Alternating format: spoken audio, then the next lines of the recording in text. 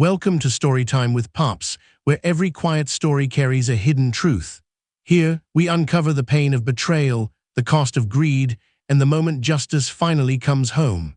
So sit back, listen close, and let Pops tell you a story you won't forget. My stepsister sold Pops' cabin while he was trapped in rehab, changed the locks, and told everyone I was after his money.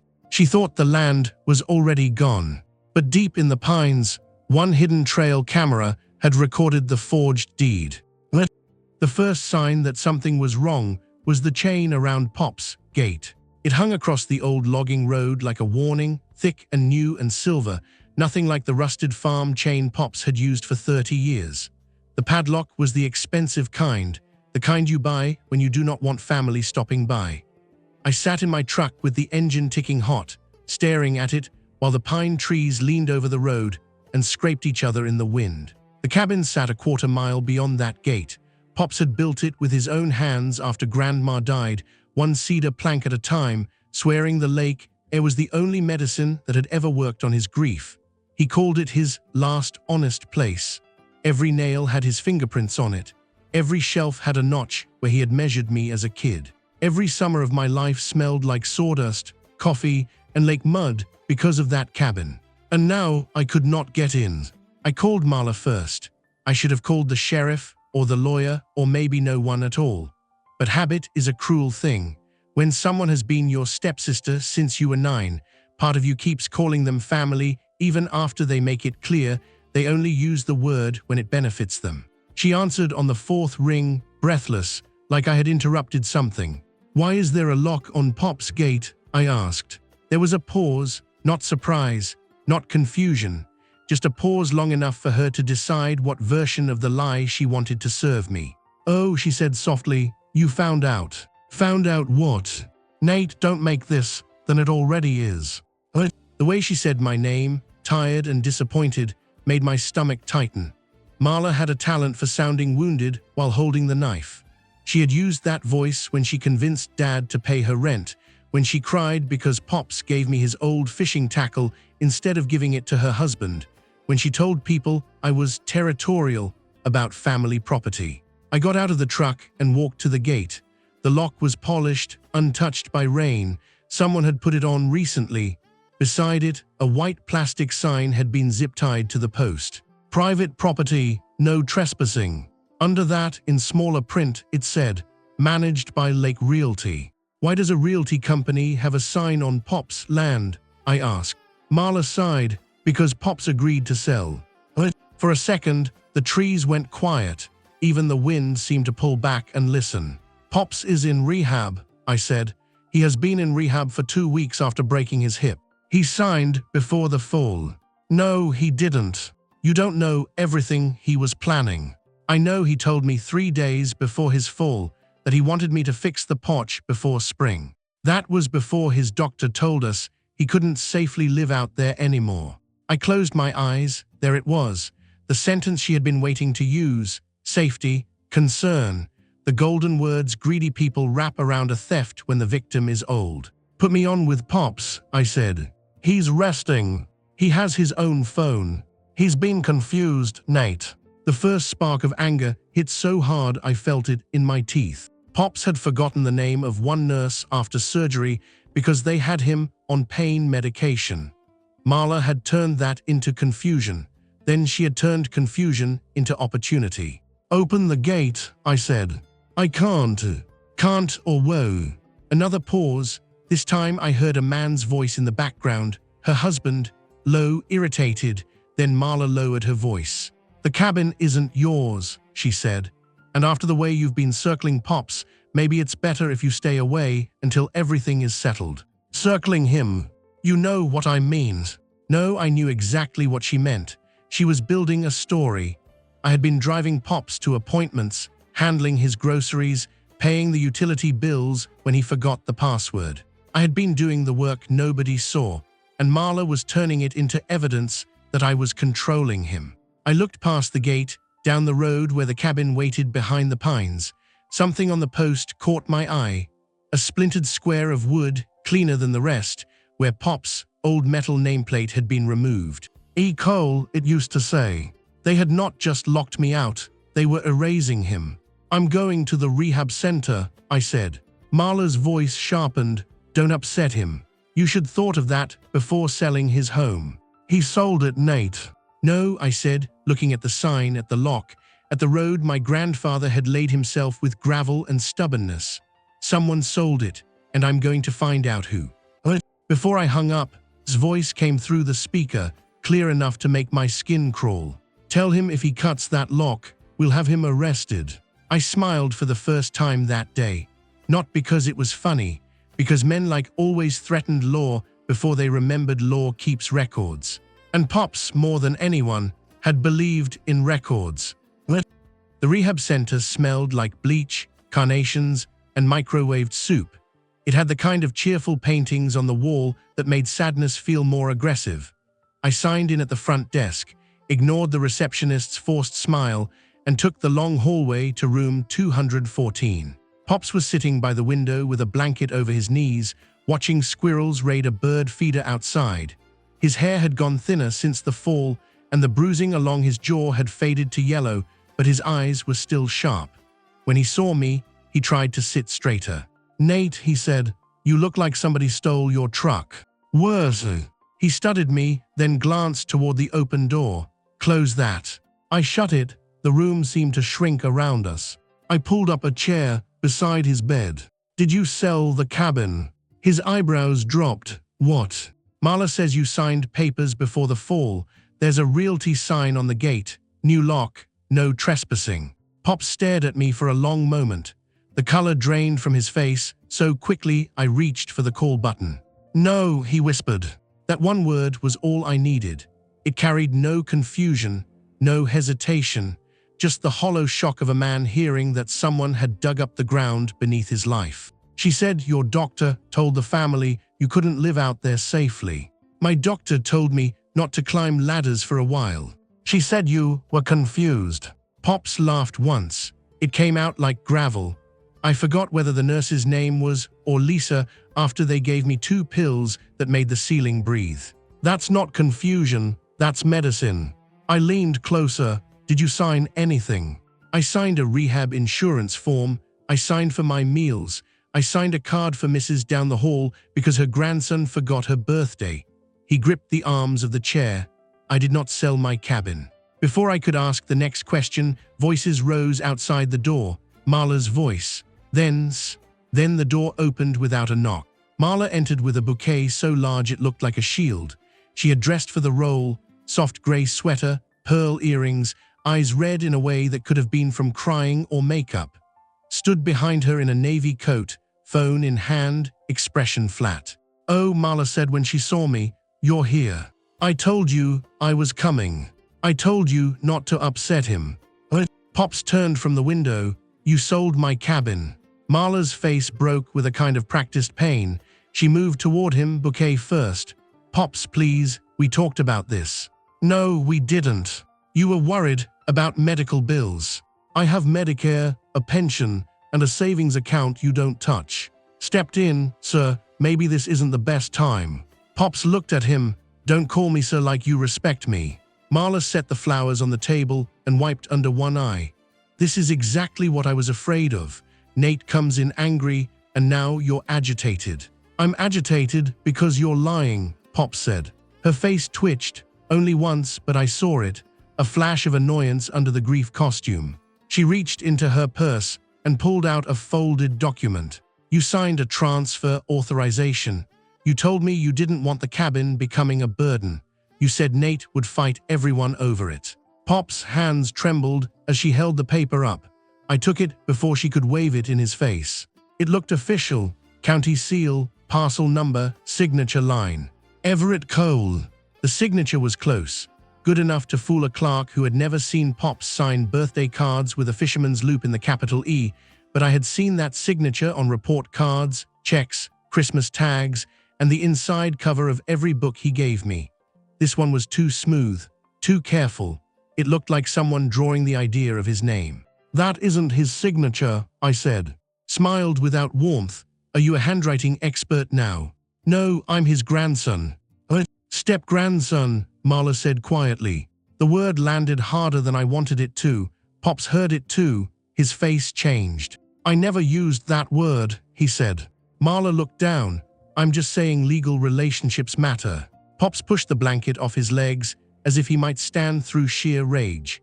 Legal relationships? I taught you to drive in that field. I paid for your dental surgery. I walked you down the aisle because your own father wouldn't answer the phone. Now you come in here and tell me who counts. Her tears stopped. For one bare second, Marla looked exactly like herself. Angry, cornered, and calculating. Then the mask returned. I'm trying to protect this family, she said. No, I said, still holding the forged paper. You're trying to sell it before he gets strong enough to stop you. His phone was already up.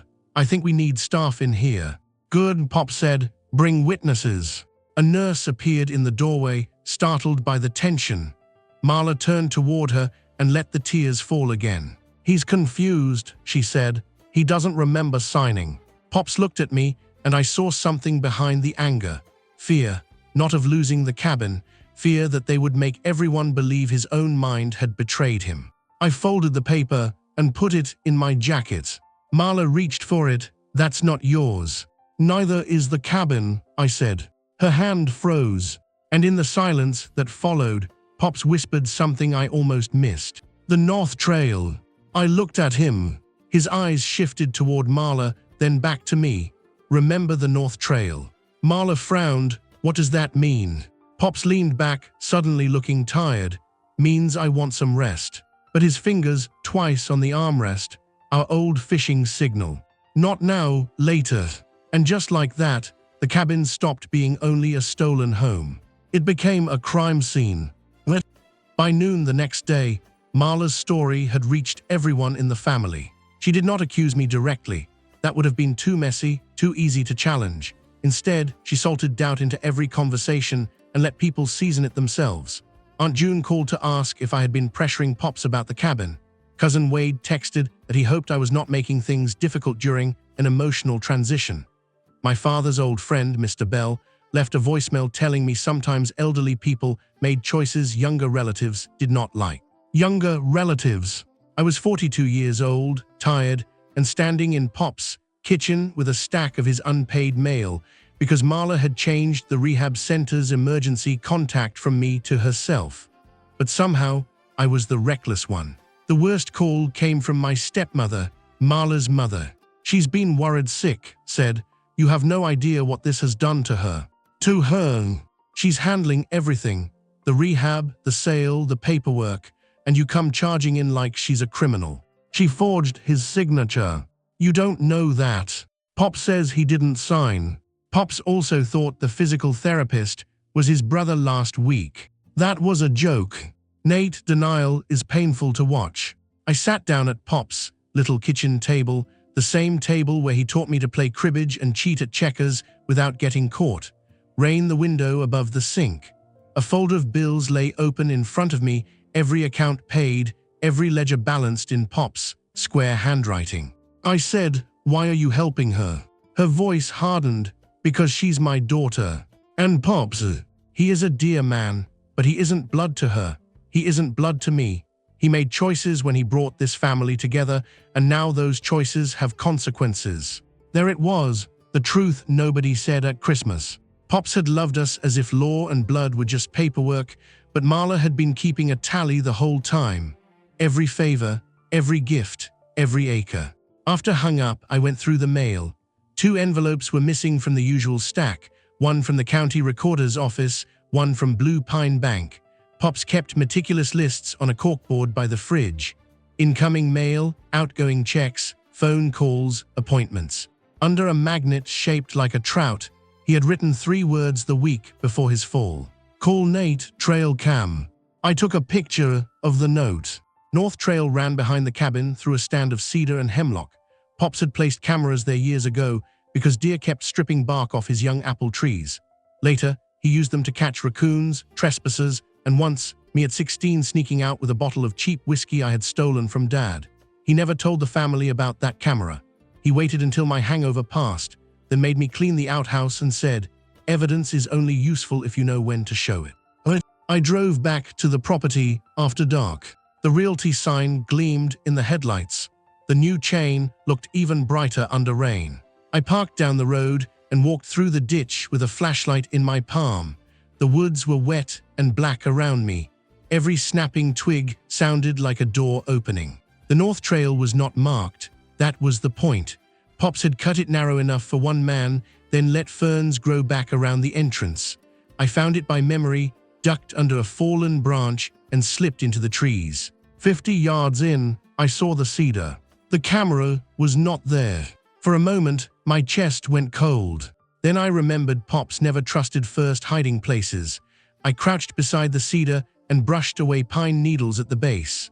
A fishing line, nearly invisible, ran from a root to a hollow stump 10 feet away. I followed it with my fingertips and found a plastic weatherproof box tucked inside the stump. The trail camera was there, black and small, facing the road from a low angle. Its strap had been cut, but Pops had wired the box to a backup battery and a small recorder. A red light blinked once. Still alive. My hands shook as I opened the casing. The memory card was inside. Behind me, a branch cracked. I froze. Voices drifted from the direction of the cabin, a man's voice, then Marla, sharp and low. "I told you we should have taken the rest of his junk today." "He won't find it," said. "He already went to the rehab center. So by Friday the deed records, and by Monday the buyer takes possession. Let him scream." I pressed myself behind the stump, mud soaking through my jeans. Marla's flashlight swung through the trees and passed inches above the camera box. "I hate this place," she said. "He loved Nate more because Nate liked pretending to be poor and useful. Laughed after closing, you can bulldoze it and build whatever you want." Bulldoze it. The word hit me harder than the sale. They were not stealing Pop's cabin because they wanted it. They were stealing it because they could not stand that someone else loved it. Their footsteps faded. I waited 20 minutes before moving. Then I slipped the memory card into my pocket and left through the trees, every nerve in my body ringing. At home, I did not play the card right away. I sat with it on the table, staring at that tiny piece of plastic like it might bite me. Because I knew something Marla did not. Pops did not just hide cameras to catch deer. He hid them because he believed people showed their real faces when they thought nobody was watching. The first clip began at 11:42 p.m., 3 nights before Pops fell. The image was grainy, green-tinted, and angled low through wet grass, but the cabin porch was clear. A truck rolled up without headlights, got out first, carrying a toolbox. Marla followed with a folder pressed under her coat. A third person climbed from the passenger side, a woman in a red scarf I recognized after 2 seconds of disbelief. Ruth Carver. Ruth was the notary at the county title office. She went to church with, brought lemon bars to every funeral, and had once told Pops she wished more old men were as organized and sweet as him. She now stood on his porch at nearly midnight while worked on the lock. My stomach turned. The audio was faint, mostly rain and static, but Pops had bought the expensive camera. It caught enough. "Are you sure this is legal after tonight?" Ruth asked. Snorted, "It's legal if your stamp says it is." Marla's voice came sharp. "Don't joke." "I'm not joking," he said. "I'm saying we all get what we want." Ruth looked toward the trees. He could still change his mind. "He already did," Marla said. "He chose Nate every time." That sentence sat in the room with me like a stranger. I replayed it twice, not because I needed the evidence, because I needed to understand the poison. The old lock and opened the cabin door. The three of them disappeared inside. The next clip began 12 minutes later. The camera caught them through the kitchen window. Marla spread papers on the table. Ruth opened a notary journal, held up Pop's old checkbook. "No," I whispered. The signature practice happened in pieces, from an old check. Marla tried first, then cursed because the capital E looked wrong. Ruth took the pen and demonstrated slowly. "You're pressing too hard," she said. "Old hands shake, but they don't stab." I could not breathe. They were not just forging a signature, they were rehearsing age. The third clip showed holding Pop's driver's license under a phone light while Ruth filled out the. Marla stood by the stove, arms crossed. "He won't fight if everyone thinks he's slipping," she said. "He might," said. "Nate will." Marla smiled. It was small and ugly. "Then we make Nate look like the reason he's slipping." I paused the video. The house around me was silent, except for the hum of the refrigerator. I looked at my reflection in the black edge of the laptop screen and barely recognized my face. Anger is a simple word for a complicated thing. What I felt was not just anger. It was disgust, grief, fear, and a kind of cold clarity. They had planned to steal the cabin, yes, but the deeper theft was Pop's credibility, his dignity, his right to be believed. I called him. It was almost midnight, but he answered on the second ring. "You found it," he said. "I found it." He exhaled. "Bad. Worse. Marla. And Ruth Carver." Silence. Pops had known betrayal was possible, but hearing names still hurt. I could hear it in the way he swallowed. "Do not take it to the family first," he said. "I wasn't going to." "Yes, you were, because you still hope shame works." I closed my eyes. He knew me too well. "Shame only works on people who want to belong to something decent," Pop said. "Marla wants to own the room, not belong in it." "What do you want me to do?" "Call Helen Price." Pop's lawyer, retired from big city litigation, moved to Blue Pine because she liked cold lakes and hated fools. She had Pop's will after Grandma died and once made a tax assessor apologize in writing. "I'll call her in the mornings."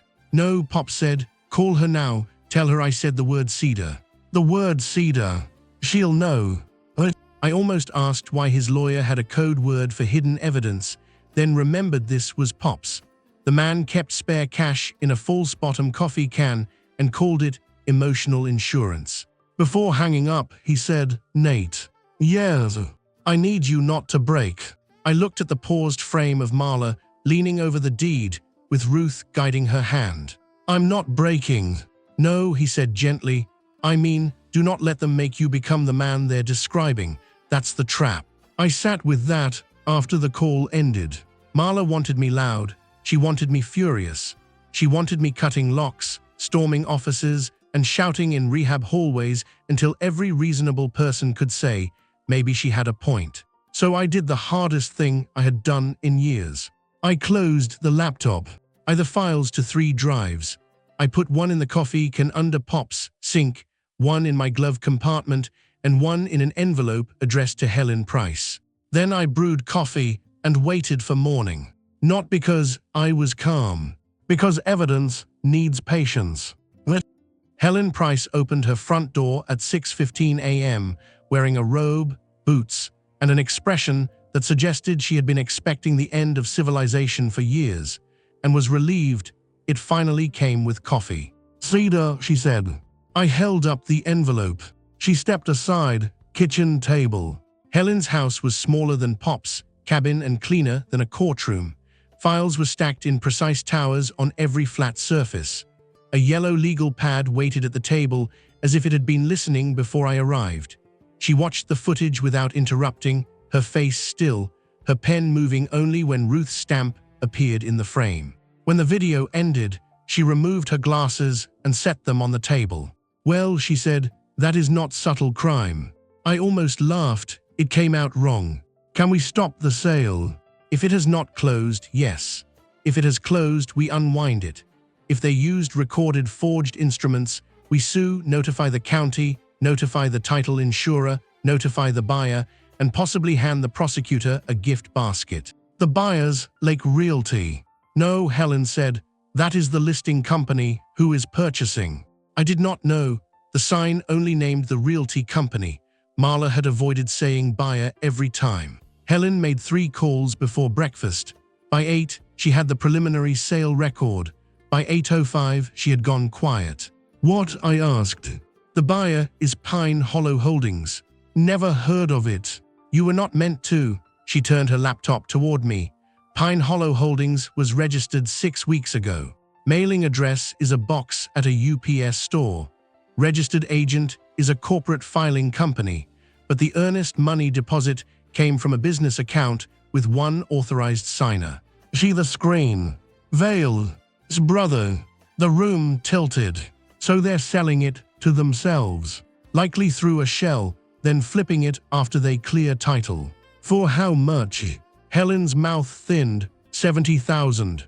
I stared at her. The land alone is worth 400. The purchase agreement includes language about structural deterioration, unsafe access, and seller incapacity, requiring quick liquidation for medical expenses. Seller incapacity. They are building a paper trail that says Pops needed protection from himself. I stood up too fast, the chairs scraping the floor. He built that cabin. He balanced every bill.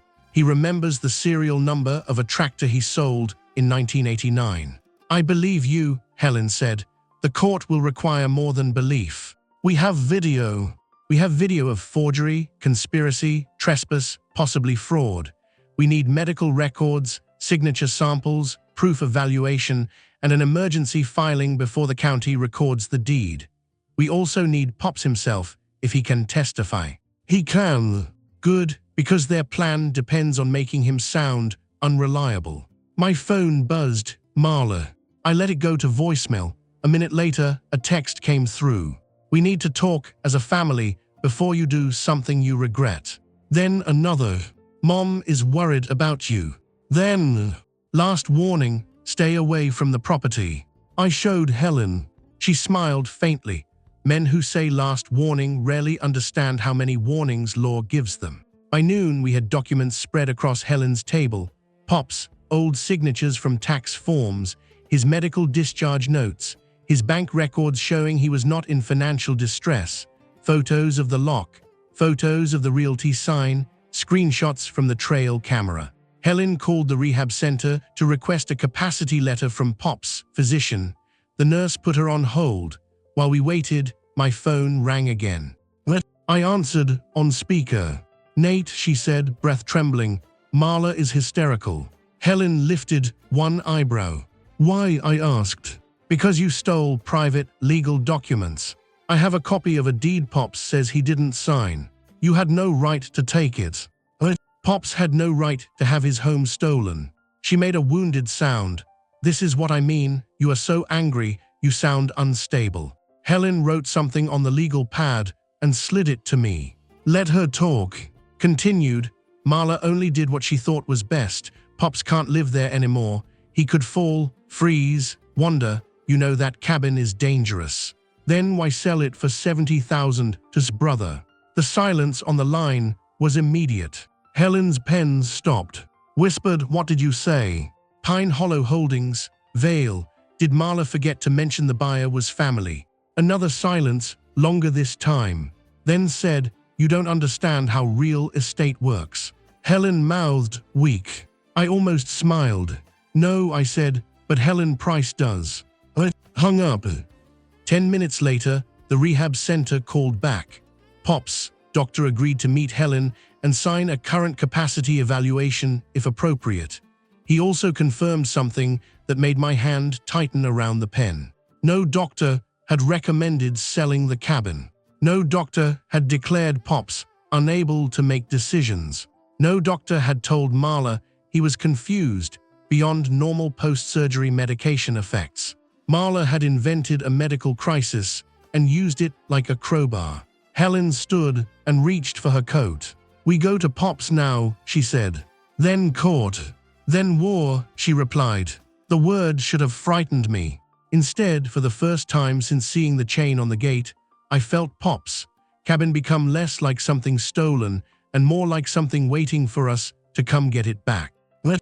Pops insisted on wearing his brown cardigan for the capacity evaluation. It has elbow patches, he said. People trust elbow patches. Helen Price looked at him over her glasses. Courts trust facts. Then I'll wear both. The doctor, a tired man named Singh, examined Pops in the little rehab conference room while Helen, a social worker, and I waited along the wall. He asked the year, the president, the location, the reason for hospitalization, the names of medications, the value of the cabin, the people involved in his care. Pops answered everything. When Dr. Singh asked what he wanted done with the cabin, Pops looked directly at Helen. I want it protected until I die, he said. Then I want Nate to have use of it as long as he keeps the land whole. If he sells it, the money goes to the lake conservation fund Grandma loved.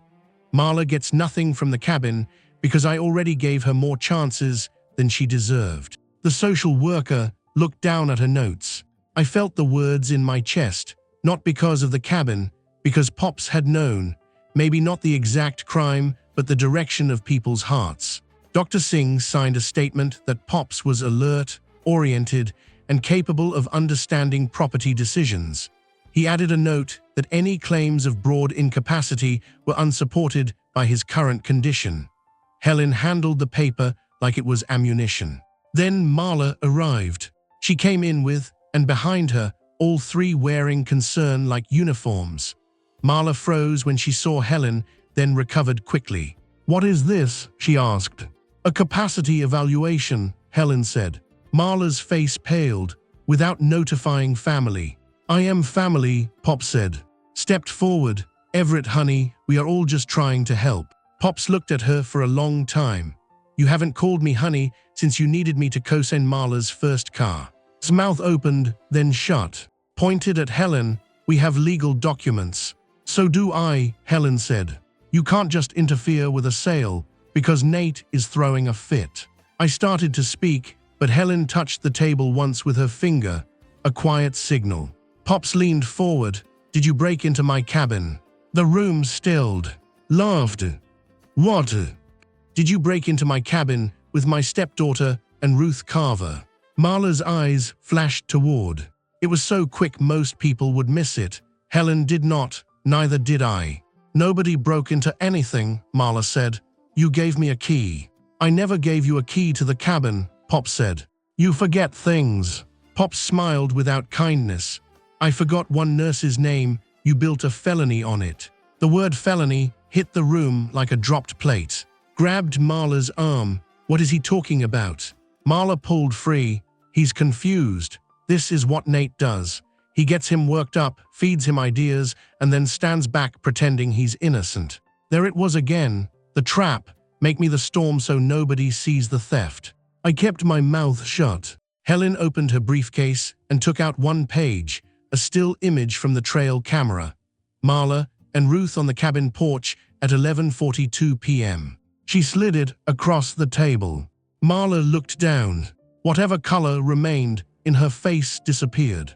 Lunged for the paper, but Helen put her hand on it. That would be unwise. Stared at the image. Marla's mouth moved soundlessly. Then, astonishingly, she began to cry. Not the delicate tears from before.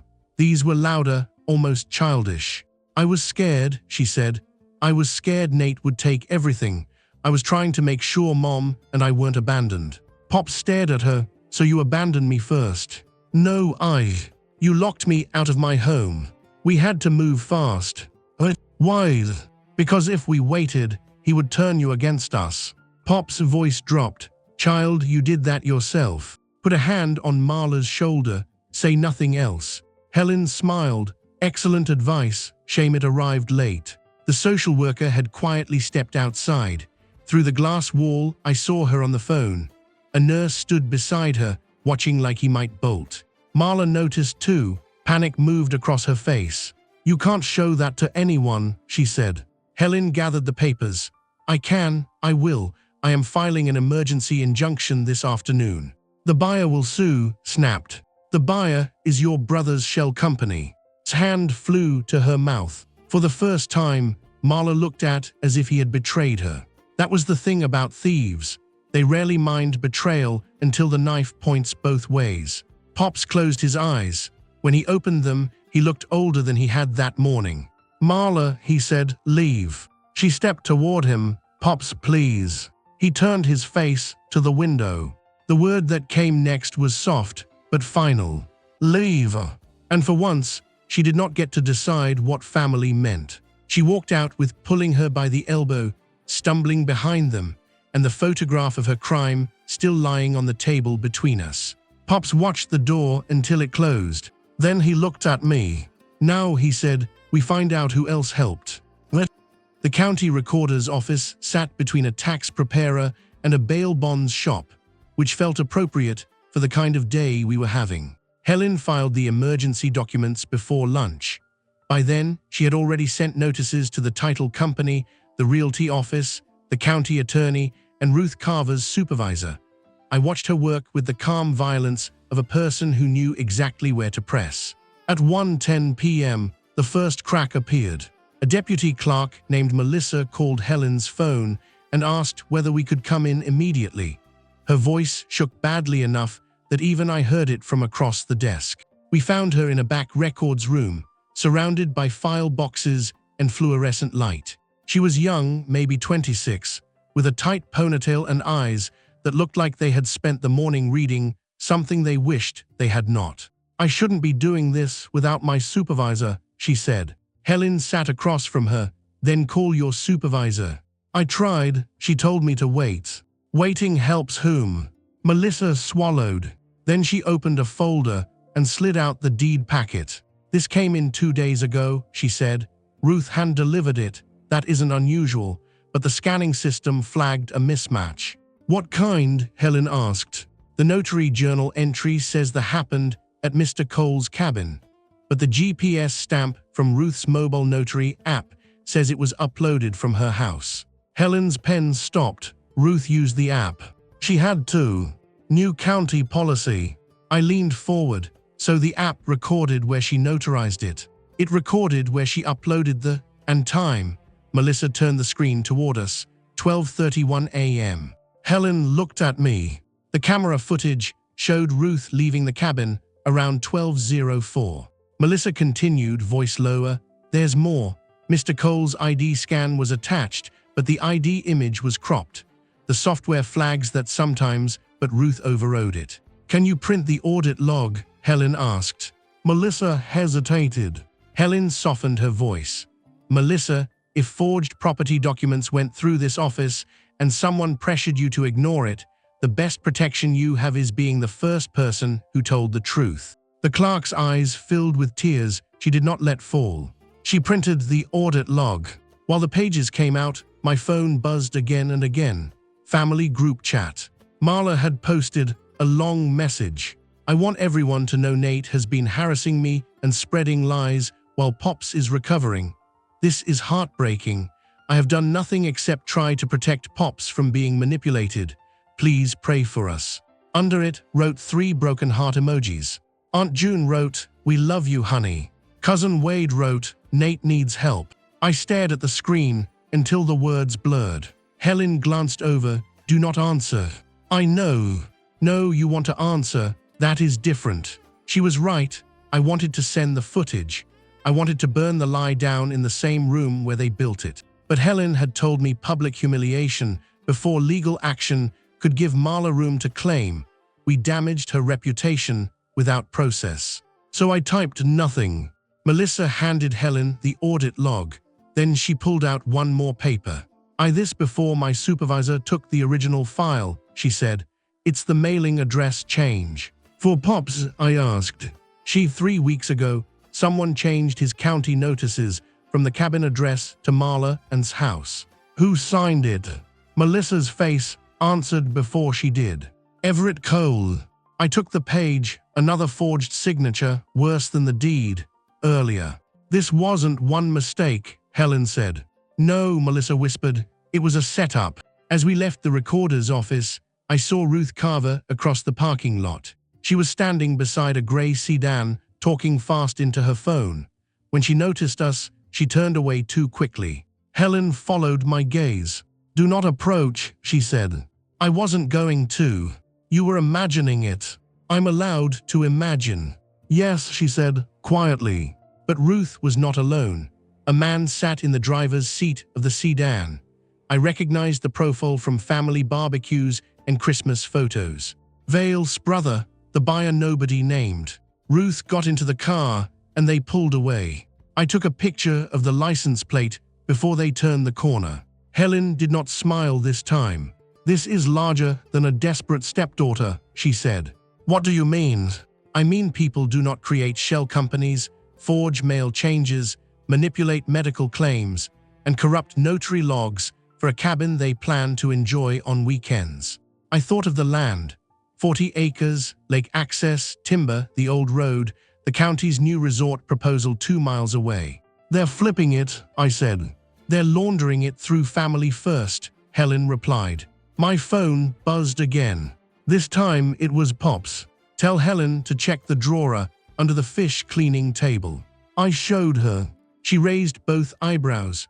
Your grandfather has more hiding places than a spy novel. I looked toward the road that led back to the locked gates. For the first time, the cabin seemed to be calling not just for justice, but for rescue. We could not legally enter through the gate, so we entered the way Pops had taught me when I was 13 and convinced the world ended if I missed the first morning of trout season. There was an old footpath beyond the neighbor's fence, where moss covered a line of flat stones and blackberry canes grabbed at your sleeves like gossiping hands. Mr. Bell, the neighbor, met us at the property line with a thermos and a shotgun broken open over his arm. I'm not threatening anybody, he said when Helen looked at the gun. I just like clarity. Helen, clarity is valuable. Mr. Bell had known Pops for 40 years. He had also received one of Marla's calls and, unlike most of the family, had disliked the taste of it. She said Everett was failing, he told us as we followed the path. Then she asked if I'd be willing to sign a statement saying he wandered onto my land last month. Did he? I asked. He came over for peach pie. Helen stopped walking. Did she ask you to lie? She said memory is flexible at our age. The air seemed to get colder. When we reached the cabin, seeing it from behind hurt worse than seeing the gate. The porch chairs were stacked. The old wind chimes were gone. A sticker on the back door said lock inspection completed. Had moved through the place like a man trying to make ownership look inevitable. Helen photographed everything before touching anything. Then she produced a temporary access order from the emergency filing and handed a copy to Mr. Bell in case anyone came asking. We entered through the mudroom. Inside, the cabin smelled wrong. Not empty, violated. Drawers stood open, pots had been moved. Grandma's quilt was missing from the couch. The wall where Pops hung his fishing map had a pale rectangle where the frame had been removed. I wanted to punch something. Instead, I walked to the fish cleaning room. The room was small, cold, and lined with stainless steel Pops had salvaged from a closed diner. Under the main table was a drawer that stuck unless you lifted it while pulling. I had forgotten that until my hand found the notch. Inside was a red ledger wrapped in oilcloth. Helen let out a soft breath. Of course there is. The ledger began 6 months earlier. Pop's handwriting filled the pages, small and square. Marla asked about cabin valuation again. Said Nate should not inherit because he already acts like it's his. Told her no. Offered to take cabin off my hands for $60,000 cash. Laughed. Told him my chainsaw is worth more than his offer. Says Marla feels excluded. I told love is not measured in acreage. Then entries after Pops fall. Nurse says Marla requested visitor restriction. I did not approve. Marla brought forms, would not let me read. I refused to sign. Need Nate, check Cedar if trouble.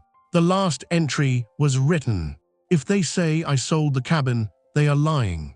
I sat on an upturned bucket and covered my face. I had evidence now, real evidence, legal evidence. But grief rose anyway because Pops had been alone with this fear before I knew it existed. He had written himself into the record because he knew the people around him might erase him. Helen every page with her portable scanner. While she worked, I searched the rest of the room. Behind a jar of rusted hooks, I found an envelope labeled Nate if MARLASTARTS crying. I almost smiled. Inside was a thumb drive and a note. She cries before she lies. Watch the date after the power outage. Camera 2 may have caught the porch. Camera 2. I looked at Helen. There's another camera. Where's? I read the note again. After the power outage. Pops had installed a solar backup after a winter storm knocked power out for 4 days. The battery box was behind the woodshed, facing the porch from the opposite angle. I found it half covered with leaves. Camera 2 was still there. The memory card was gone. But the backup recorder was not. Had cut the visible wire and probably assumed that killed it. Pops, however, had run a second line under the shed in PVC pipe because Pops trusted wood less than he trusted redundancy. The recorder held 12 clips.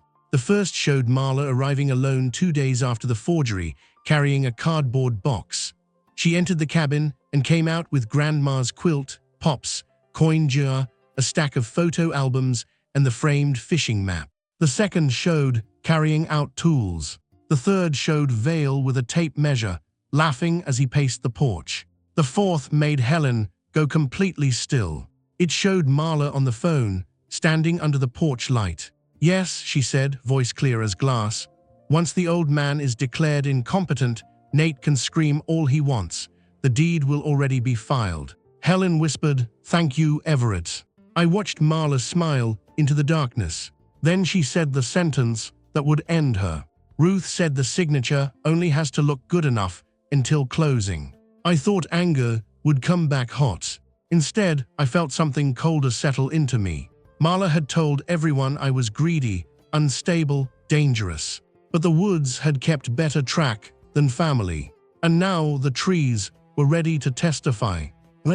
Marla called for a family meeting the next evening. She did it through, which was clever, sent a group message saying we all needed to come together before lawyers destroy what love built. She invited everyone to her house at 6. She wrote that Pops was too fragile to attend, which told me Marla still had not understood the kind of man she was trying to bury alive. Pops insisted on coming. Helen advised against it. Pops ignored her. "I spent my life attending weddings I didn't want to attend, funerals that were too long, and school concerts where children attacked violins," he said. "I can attend my own character assassination." So at 6 o'clock, I helped him into his living room. The room went silent when he entered. Marla was on the sofa with a tissue twisted in her hand, stood behind her like hired security, hovered near the fireplace. Aunt June, Cousin Wade, Mr. Bell, 2 other cousins, and Marla's church friend filled the chairs. Everyone looked at Pops first, then me, then the walker, then back at Pops, as if trying to decide whether he looked confused enough to justify what they had already believed. Marla broke the silence. "Pops, I didn't know you were coming." "It's my cabin," he said. "I wanted to hear how I sold it." Aunt June flinched, clasped her hands. "Everett, nobody wants to fight." "That's fortunate," he said. "I'm too old to wrestle and too angry to lose." Muttered something under his breath. Helen Price stepped in behind us, briefcase in hand. Marla's eyes narrowed. "I thought this was family," Marla said. Helen smiled. "I enjoy fiction. Tried to take control. We're here because Nate has created a very painful situation." Pops looked at her. "Start again." "What?" "Start with the truth this time." Marla stood, tears already shining. "I have been trying to protect you, that's all. You told me you were scared of losing the cabin to medical bills. You told me Nate was pressuring you." "No," Pop said. "You don't remember." "I remember you asking what the land was worth while I was still vomiting from anesthesia." Cousin Wade shifted in his chair. Marla pressed the tissue under her nose. "This is what I mean. He's confused and angry. Nate has been feeding him these ideas." All eyes moved to me. The old version of me would have defended myself too quickly. That version would have given Marla the shouting match she wanted. I said nothing. Helen opened her briefcase. "Before anyone repeats accusations, I recommend listening." Stepped forward. "You're not playing anything in this house." "This is my house," said weakly. Pops turned to her, "Then decide whether it's also a courtroom."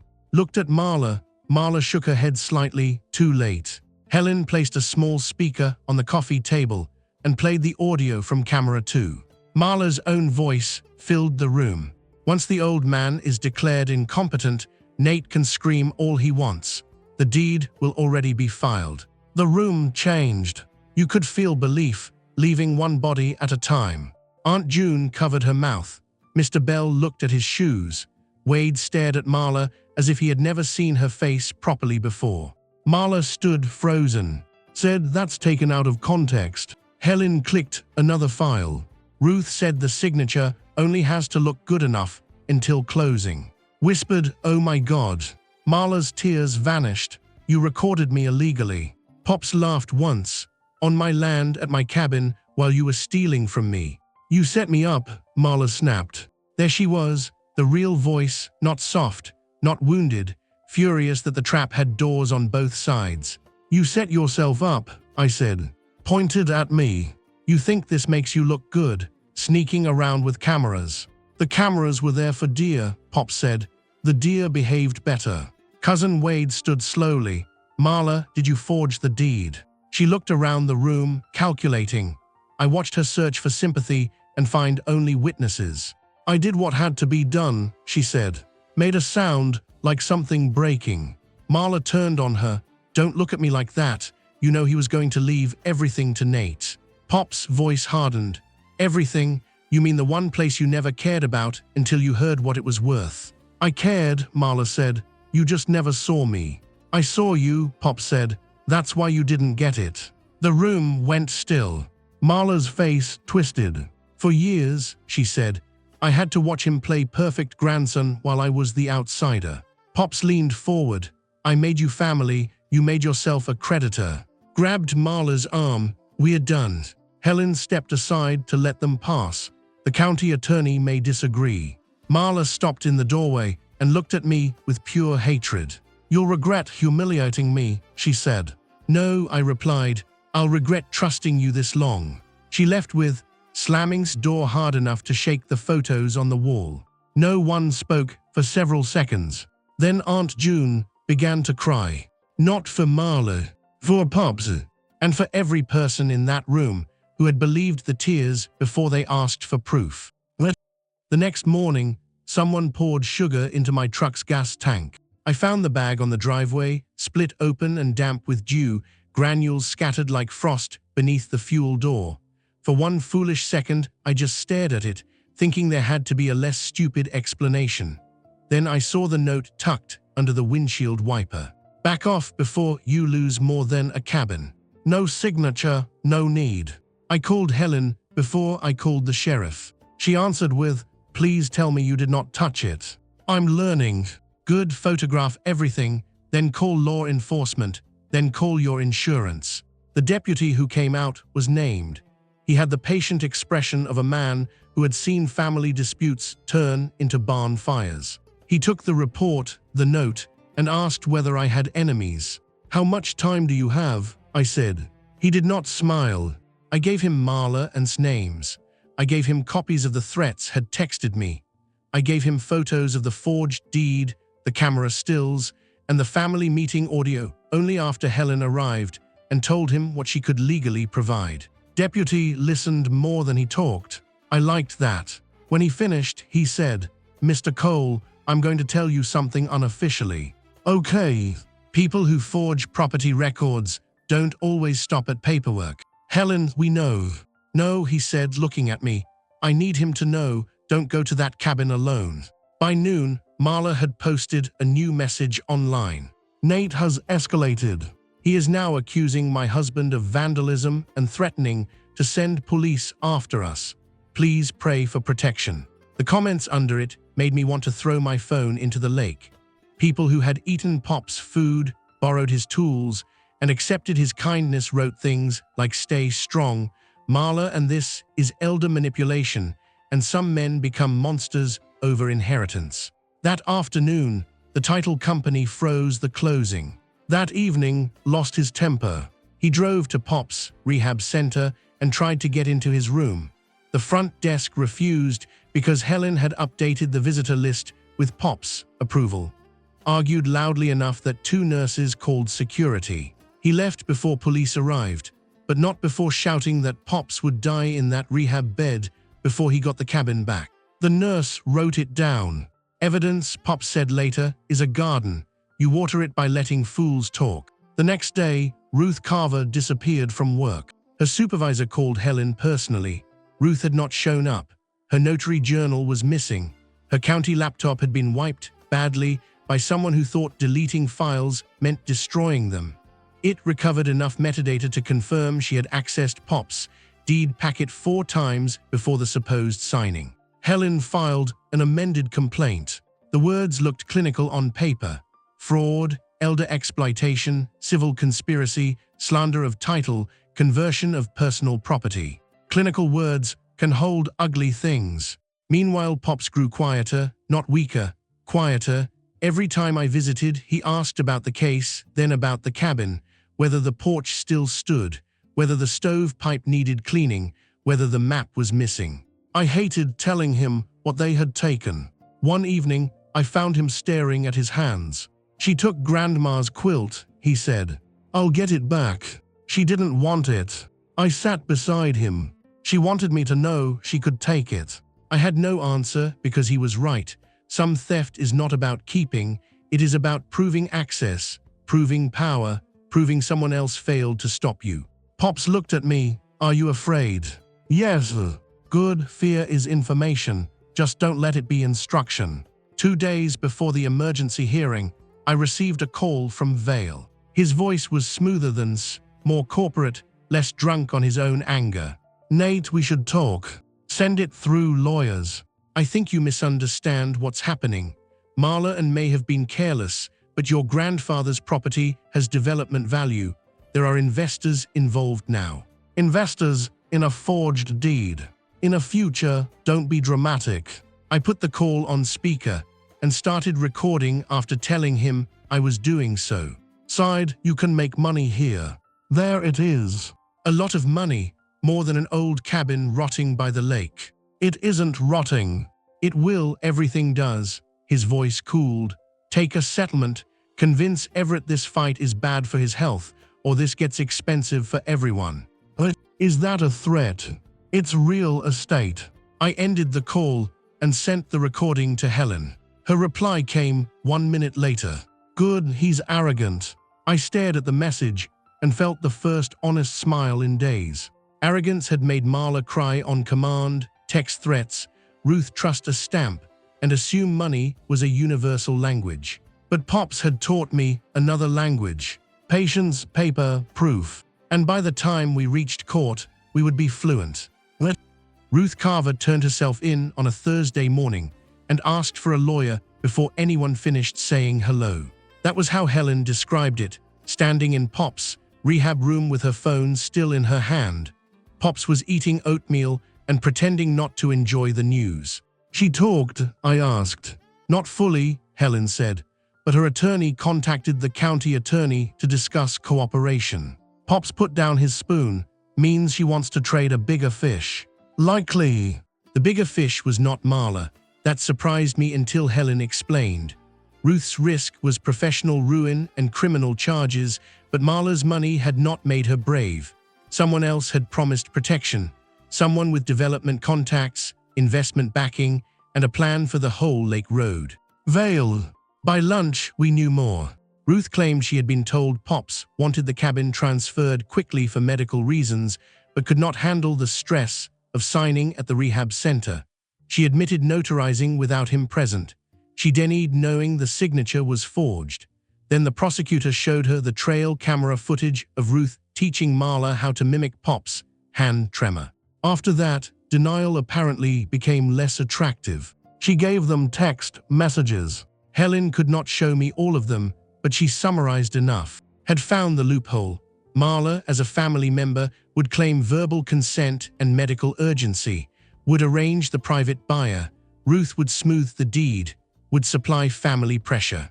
Once the deed recorded and the title company insured it, would transfer the cabin and land into a development package tied to 3 neighboring parcels.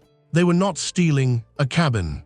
They were stealing the missing piece of a resort road. "Why Marla?" I asked. Helen looked at Pops. Pops answered, "Because she was angry enough to believe theft was fairness." That sentence followed me all afternoon. Anger can be honest. It can also become a mask for appetite. Marla had convinced herself that every kindness Pops gave me had been taken from her. The cabin was not her inheritance. It was her proof that the world had finally corrected itself. That night called me. I almost did not answer.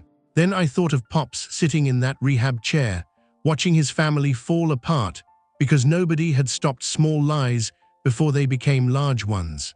Nate said, her voice sounded old. What do you need? Is it true was involved? Yes. And Ruth? Yes. She breathed in shakily. Marla told me you edited the recordings. She lied. I know. 2 words, quiet, late, not enough, but true. Began to cry. I did not comfort her. That may sound cruel, but there comes a point when comfort becomes another way of letting people avoid the shape of what they did. She told me Everett planned to leave me nothing, said. He never owed you anything.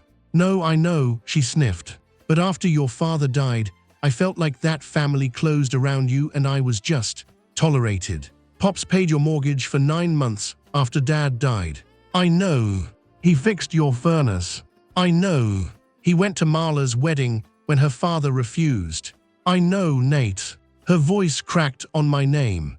I looked out my window at the dark line of trees behind my house. Then, why didn't you know better? The silence lasted a long time. Because it was easier not to, she whispered. That was the closest thing to honesty I had ever heard from her. She told me Marla had Grandma's quilt in a storage unit. The fishing map too. Some tools were already listed online under account. The coin jar had been emptied. She offered to send screenshots, storage unit numbers, anything Helen needed. Why now? I asked. Because when I saw that recording, I realized Marla wasn't just lying to get the cabin. His voice dropped. She was willing to make Everett die believing everyone thought he was crazy. I closed my eyes. That was the cruelty I could not forgive. Property could be restored, money traced, locks changed back. But the terror they put into Pops, that fear that his own mind would be used as a weapon against him, had already happened. Send everything to Helen, I said. Nate. Yes, I'm sorry. I wanted to say it was okay. I wanted the easy ending where apologies patched holes they did not make. Instead, I said, tell Pops yourself when he's ready to hear it. After hanging up, I drove to the rehab center. Visiting hours were over, but the night nurse liked Pops and pretended not to see me bring coffee. He was awake. Called, I said. I figured she would once the ship started sinking. She's sending evidence. Bob's. Then he asked the question he had avoided all week. Does Marla hate me? I sat down beside him. No, I said carefully. I think she hates what loving you didn't buy her. He looked toward the window. That may be worse, he said. I had no answer. Outside, the parking lot lights shone on wet pavement. Inside, Pops reached for his coffee with both hands, steady and tired. Tomorrow, he said, we start getting things back. But I knew some things would not come back. Not whole. The emergency hearing took place in a courtroom that smelled like dust, paper, and old coffee. Marla arrived in a black dress, as if mourning the reputation she had murdered herself, wore a suit too tight at the shoulders, sat behind them with an attorney who looked expensive enough to bill by the blink. Ruth did not appear. Her lawyer sat near the aisle and avoided everyone's eyes. Pops came in with his walker. Every head turned. He had insisted on shaving himself that morning, nicked his chin, cursed the razor, and told me to stop hovering. He wore his cardigan with the elbow patches. He also wore Grandma's wedding ring on a chain under his shirt, something he did only on days he needed courage and did not want anyone to see where it came from. The judge was named Mercer. She had silver hair, a sharp voice, and no patience for theater. Helen spoke first. She laid out the facts cleanly. Pops denied signing. Medical records showed capacity. Trail cameras recorded unauthorized entry, signature practice, and statements about forged documents. County audit logs contradicted the notary. The buyer was connected to his brother. The sale price was grossly below market value.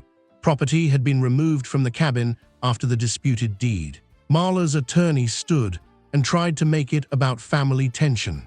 My client acted under sincere belief that Mr. Cole wished to liquidate an unsafe property to fund his care. Judge Mercer looked at him. Did Mr. Cole appear before the notary?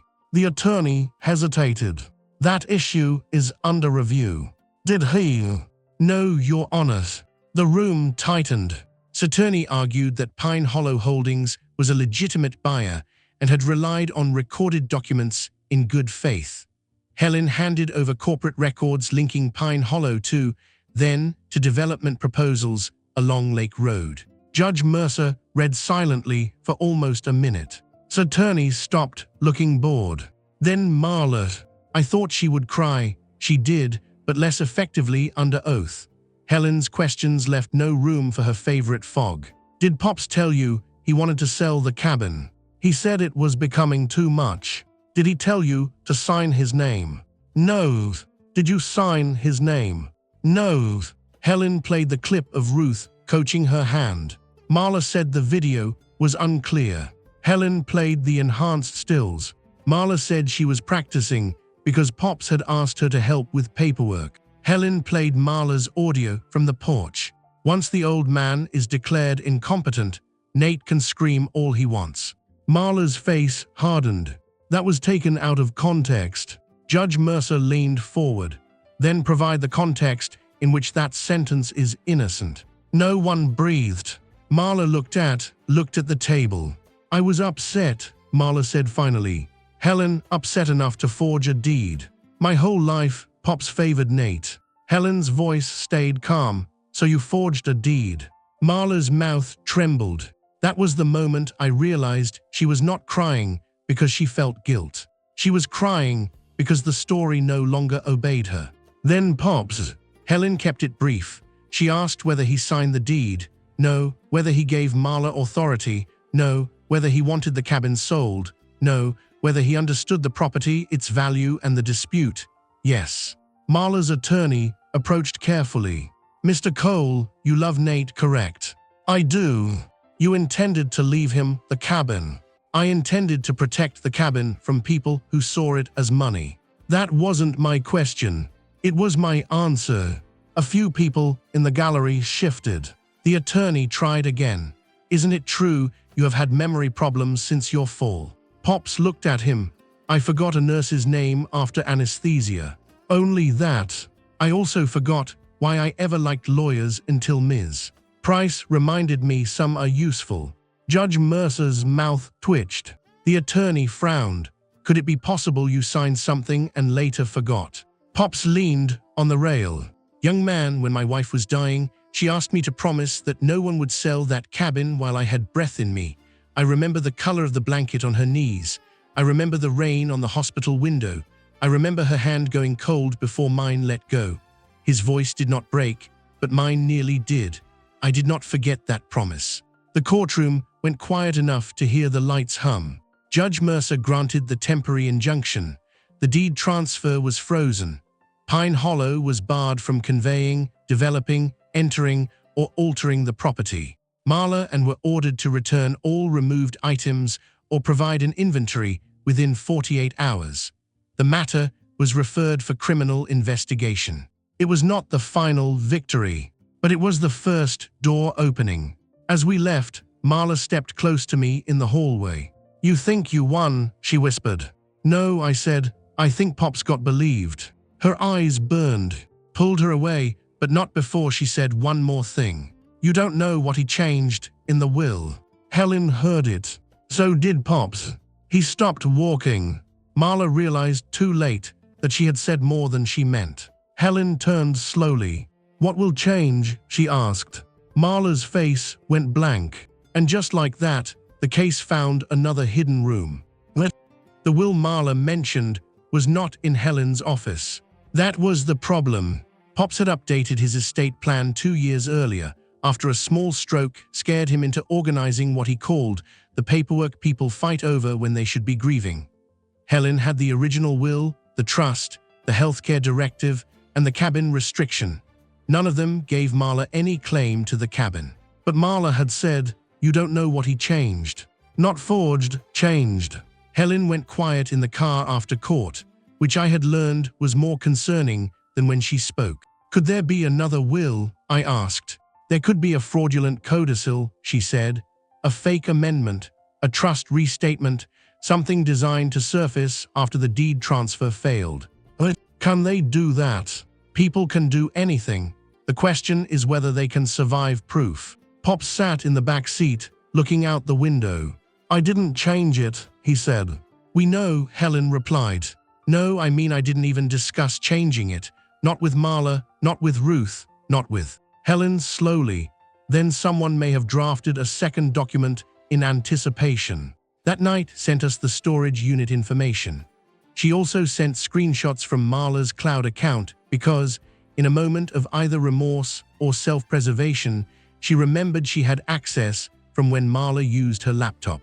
One folder was named Mom's Stuff. Inside were photos of Grandma's quilt, Pops, fishing map, and cabin dishes arranged on storage shelves. Another folder was named Closing. Inside were scans of the deed, the mail change, the sale agreement, and a document labeled Equal Codicil Final.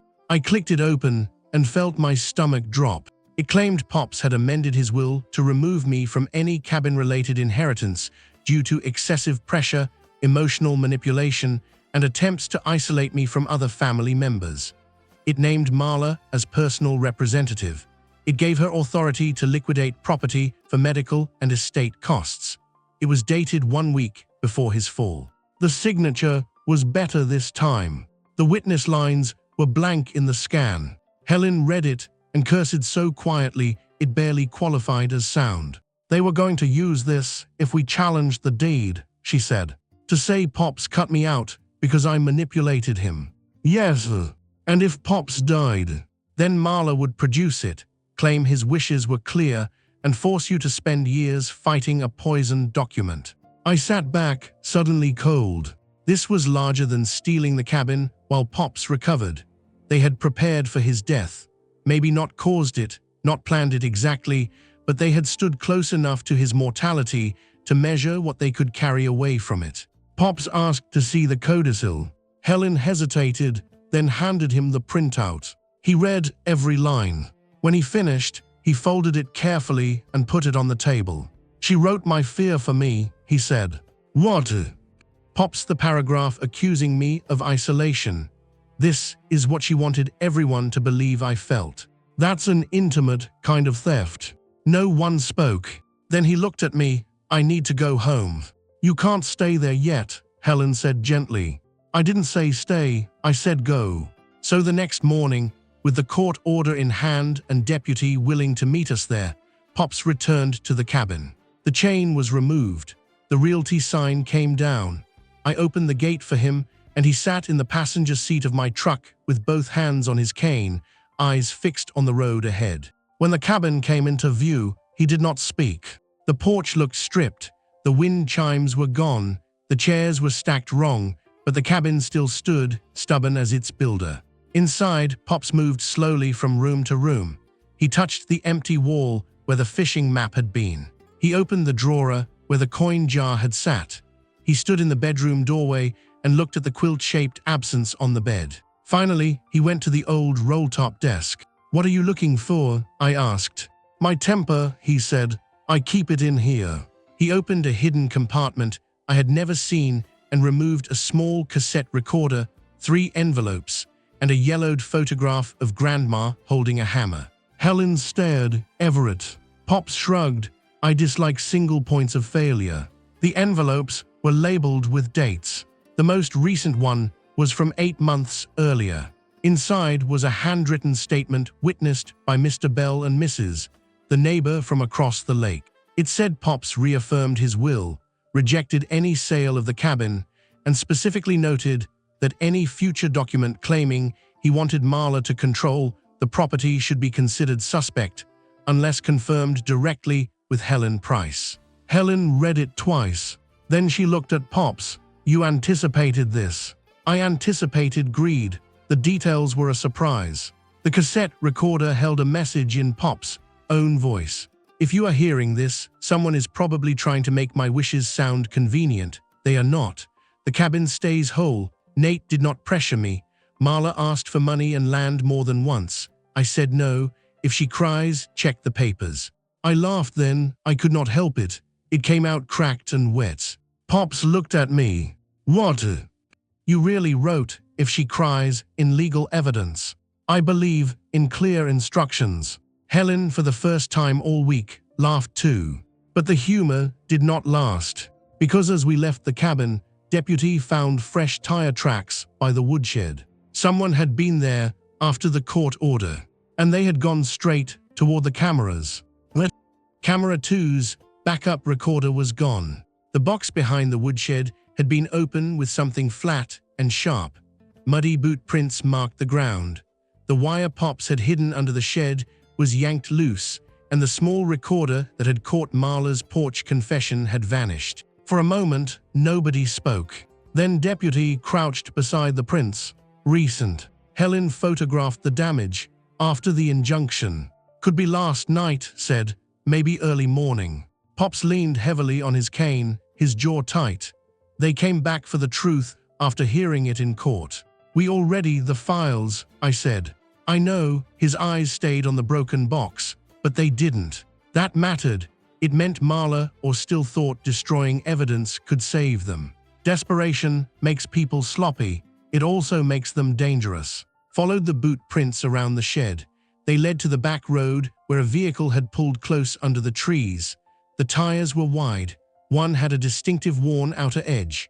Drove a lifted black truck with tires exactly like that. Called it in.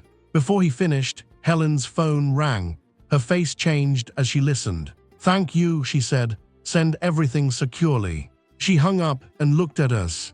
Ruth provided the text chain. Pops smiled without warmth. Did it grow fruit? Yes, Helen said, and thorns. The messages showed Marla asking whether the old recorder had been handled. Replied, going tonight. C can deal with trail cam. Ruth then texted, stop putting this in writing. Replied with a thumbs up emoji. Even deputies stared at that one. Criminals with smartphones are why prosecutors sleep at night, Helen said. By evening, was arrested for violating the court order, tampering with evidence, and trespass. Marla was not arrested yet, which bothered me until Helen explained that prosecutors sometimes let one frightened conspirator watch another fall first. Marla called me at 9:03 p.m. I answered because Helen was sitting across from me, and once. Her voice was raw. You happy now? No. Is in jail. He broke into the property after a court order. He was trying to protect me. From what? The evidence of what you did. She breathed hard into the phone. You don't understand what it's like to be second in your own family. I looked at Pops, asleep in the recliner Helen had arranged at her house after insisting he not stay alone. His hands rested on the blanket. The man she claimed had made her second had spent decades trying to make room for people who counted rooms instead of love. You were never second, I said. You just wanted first place to come with a deed. You always had him. No, I showed up. That's different. She made a sound between a laugh and a sob. You think you're noble because you brought groceries and fixed gutters. No, I think I'm present. That hit her. I heard it in the silence. Then her voice changed, lower, sharper. If talks, he'll lie. Probably. He'll blame me. Should he? Another silence. For the first time, I heard fear without performance. Told us it was clean, she said. Helen sat forward. Tell me about. Marla sniffed. No, you'll twist it. It's already twisted. He said the cabin was wasted on an old man and a broke handyman. He said if we didn't move, the county would rezone and Nate would get rich, while Mom and I got nothing. Her voice cracked. He said Ruth could make the papers work. He said it was basically an advance on what should have been mine. Marla, did you forge the codicil too? She did not answer. Helen wrote on a pad, keep her talking. Marla, I didn't write the words. Who did? She whispered. And the signature. I practiced, Ruth fixed it. My hand tightened around the phone. Pops opened his eyes. Marla continued, words spilling now. It wasn't supposed to go this far. Pops was supposed to stay in rehab, the sale would close, and by the time anyone fought, said the investors would settle. Everyone would get money. Everyone. Mom's me. Pops. He'd be taken care of. By who? She started crying again. This time, it sounded less useful. I don't know, she whispered. That was the whole moral rot of it. They had built a plan around his property, but left his actual life as a blank space. Helen pointed to the phone, then mouthed, "Ask where." "Where is the codicil original?" I asked. Marla stopped, breathing for a second. "Marla, I don't have it." "Who does?" Where's?" Another pause. "Blue Pine Storage, Unit 19, but he moves things." Helen was already dialing deputy from her second phone. Marla whispered, "Nate." "What?" "I didn't want Pops hurt." I looked at the old man in the recliner, awake now, eyes wet and furious. "Yes," I said, "you did. You just didn't want to watch." I ended the call. Pops closed his eyes. And in that quiet room, nobody celebrated. Because sometimes the truth arrives not like justice, but like a body being pulled from deep water.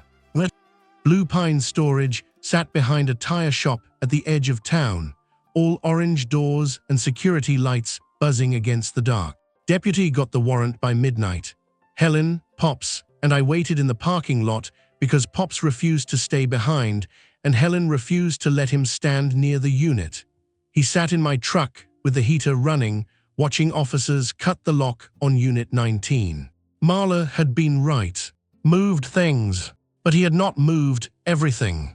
Inside were bankers' boxes, a folding table, and 3 plastic bins labeled with names that made my stomach turn. Coal cabin, Lake Road package, medical incapacity. The officers photographed each box before touching it. Helen stood with her arms crossed, face carved from stone. In the first bin, they found Grandma's quilt folded under a tarp, the fishing map, Pops, coin jar, family photo albums, and a tackle box full of old lures. Pops saw the quilt and looked away. In the second bin, they found development maps, road access plans, emails printed between and investors, and valuation projections that placed Pops' land at nearly $900,000 once combined with neighboring parcels. Marla had tried to steal the cabin for $70,000, planned to make it disappear into a project worth millions. The third bin was the worst. It contained draft letters to Pops' doctor, written but never sent, suggesting language about cognitive decline. It contained printouts about guardianship. It contained a partially completed petition naming Marla as proposed conservator over Pops' finances. It contained the original forged codicil with 2 witness signatures I recognized from Marla's church. Helen read the guardianship draft and went pale with anger. They weren't just taking the cabin, she said. They were preparing to take him. Pops heard her through the open truck window. He closed his eyes. I had thought the deepest betrayal was the deed. I was wrong. The deed was only the doorway. Behind it was a plan to turn Pops into a legal child, to wrap him in false concern until every choice belonged to the people robbing him. Found's laptop in a locked drawer. By 2 in the morning, Vale was in custody. Already arrested, apparently decided brotherhood had limits. By breakfast, he was giving a statement, not to help Pops, not from remorse, because the first rat off a sinking ship sometimes gets a smaller bite from the cat. His statement confirmed the structure, found the investment angle, pressured Marla. Marla provided family access, Ruth provided the stamp, unknowingly helped create emotional cover until she began asking too many questions. The fake codicil was meant to surface if Pops died or if I challenged the sale. The guardianship packet was meant to neutralize Pops if he recovered too quickly. Recovered too quickly. Those words stayed with me. When I told Pops, he sat very still. Finally, he said, "I have been called stubborn my whole life." Turns out, it was a medical advantage. I laughed because he wanted me to. Then he reached for my hand, and the laugh disappeared. "I need you to hear this," he said. "None of this is your fault." I shook my head. "I should noticed sooner." "You noticed when there was something to notice." I knew Marla resented us. Resentment isn't a crime, acting on it is. I looked at the storage unit, where officers carried out box after box of our family's private history, repackaged as assets. "She used everything you gave her." "No," Pop said. "She used what she could carry. She never understood what I gave her." By noon, the news had spread.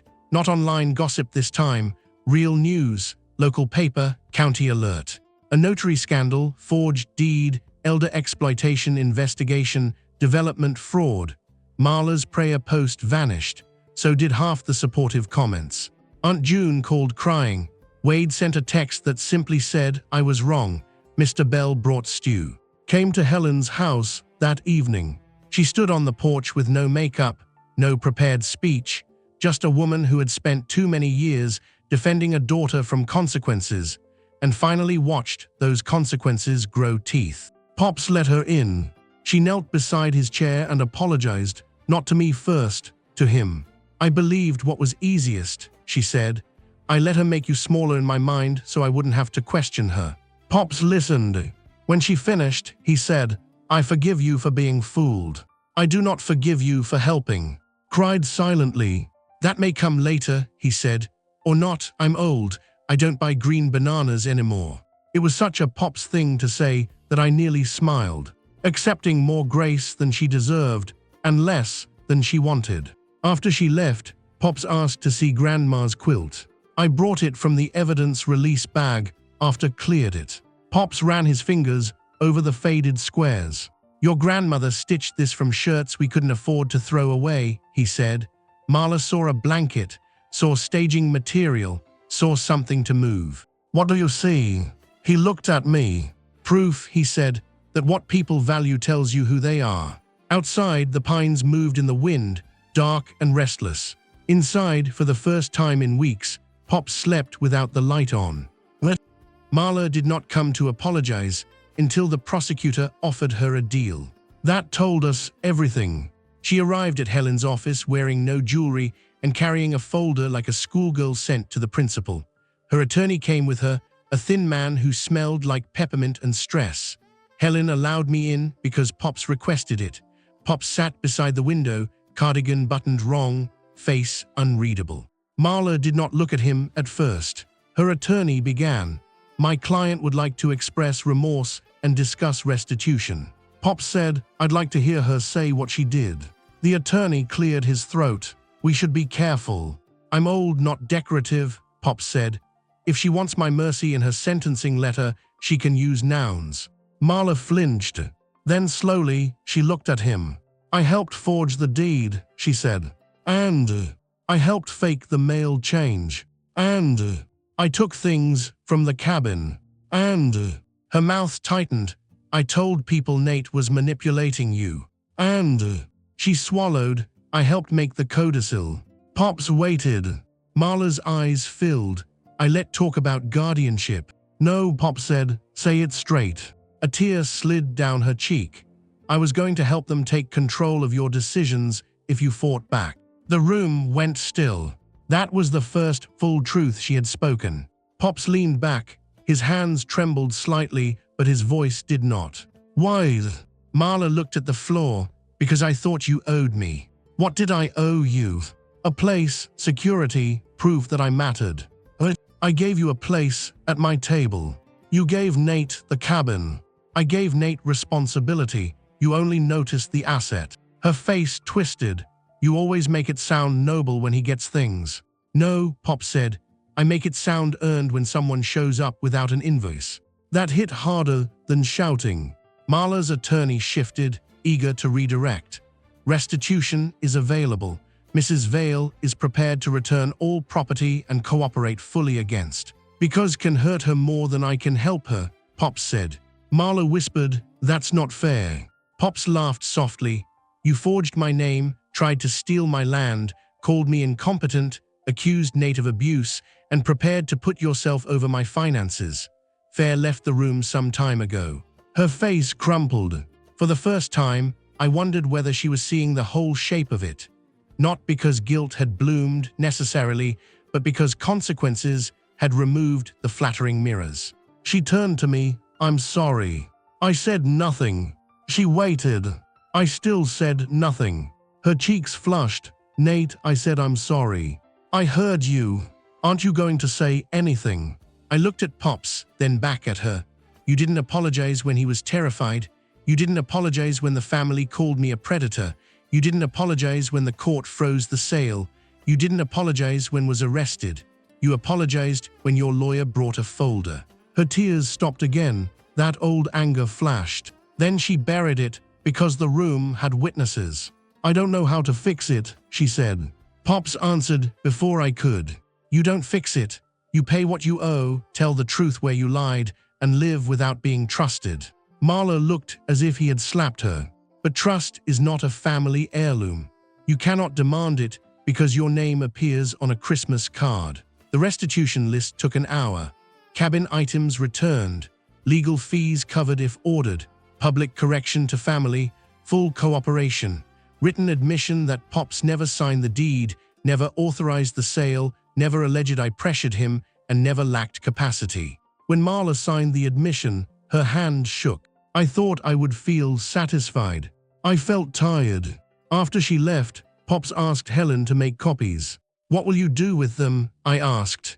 "Send them to the family group chat," he said. Helen raised an eyebrow. "Everett, they believed a lie in public. They can read the correction in public." So he did. Not with commentary, not with insults, just the signed admission, the court order, and one sentence. "I am not confused. I am disappointed." The responses came slowly. "Aunt June, I'm sorry, Everett. Wade, I should have called you. Praying for healing." Mr. Bell, who was not even in the chat until I added him by request, wrote, "Prayers are nice. Apologies with casseroles are better." Pops laughed so hard he coughed. That night I drove him past the cabin. We did not go in. We just sat at the gate, now open, and watched the porch light glow where I had replaced the bulb. Pop said, "I keep thinking anger should feel stronger. What does it feel like?" "Like carrying a bucket with a hole in it." He looked toward the trees where the hidden camera had watched everything. "Still," he said, "a leaky bucket can put out a fire if you carry it long enough." I did not understand then, but I would by the end. The final civil hearing came 3 weeks later. By then, the story had become public enough that strangers recognized Pops at the grocery store and told him they were sorry. He disliked that. Not because he disliked sympathy, but because sympathy from strangers made him feel like a headline instead of a man. "I spent 80 years avoiding fame," he grumbled. "Turns out all you have to do is get by relatives." Helen prepared him for the hearing, but there was less to fight than before. Ruth had surrendered her notary commission pending charges, had accepted a plea offer that required testimony. Attorney was trying to separate him from the forged documents, but the storage unit boxes made that difficult. Marla had signed admissions and agreed to restitution, though her criminal case remained open. The judge voided the deed. Just like that, legally, the sale had never happened. Pine Hollow Holdings had no claim. The title company was released from the transaction. The cabin and land remained Pop's property. The fake codicil was declared invalid and referred to probate court and prosecutors as evidence of fraud. I expected Pops to smile. He did not. He sat still as Judge Mercer read the order, hands folded over his cane, face solemn. When she finished, she looked at him over the bench. "Mr. Cole, I am sorry this court had to become the place where your family told the truth." "Pops, so am I, Your Honor." Outside, reporters waited. Helen told them no comment. Pops ignored her and stopped long enough to say one thing. "Old people are not empty houses. You don't get to move in just because you think nobody's home." The clip went everywhere locally. By evening, half the county had shared it. People began calling him the cabin grandpa, which he hated almost as much as he secretly enjoyed seeing his sentence printed correctly. But the hearing did not end the consequences. His investors sued him. His brother turned over emails. Ruth's church removed her from the finance committee. Marla lost her job at the insurance office after clients saw the news and began asking whether she had forged anything for them. Sold her house and moved nearer her sister, not because anyone forced her, but because shame made Blue Pine feel smaller. I did not cheer any of it. That surprised me. For weeks I had imagined justice as a door slamming, a gavel striking, Marla finally exposed under bright lights. Some of that happened, but when it did, I mostly felt the ache of how avoidable it had been. 100 small, honest moments could have prevented the large public ruin. One person asking Pops instead of speaking for him, one clerk refusing a shortcut, one mother telling her daughter no. After court, Pops asked me to drive to the lake. We took the long road. Snow had begun to melt at the edges, leaving mud along the ditches. The cabin appeared between the trees, worn and waiting. Inside, the returned items sat in boxes: Grandma's quilt, the fishing map, the coin jar empty but back, the photo albums. The tools had listed online. Everything looked both rescued and wrong, like belongings after a flood. Pop stood in the living room and pointed with his cane. Map goes there. I hung it. Quilt on the bed. I carried it in. Coin jar on the shelf. I put it back, though it sounded hollow. He watched me move around the cabin, rebuilding the visible shape of his life. When I finished, he sat in his chair by the stove. I'm changing the trust, he said. My chest tightened. Okay. The cabin won't go to you outright. I refusing to let surprise show. He smiled faintly. See, that's why I trust you. What do you want? I want it protected from everybody, including you, if grief or money makes you stupid.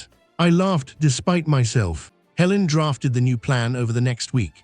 The cabin would go into a family preservation trust with strict rules. I would be caretaker and beneficiary for use, not sale. If I could not maintain it, it would become a retreat for veterans, widows, and families recovering from elder exploitation cases. The land could not be developed.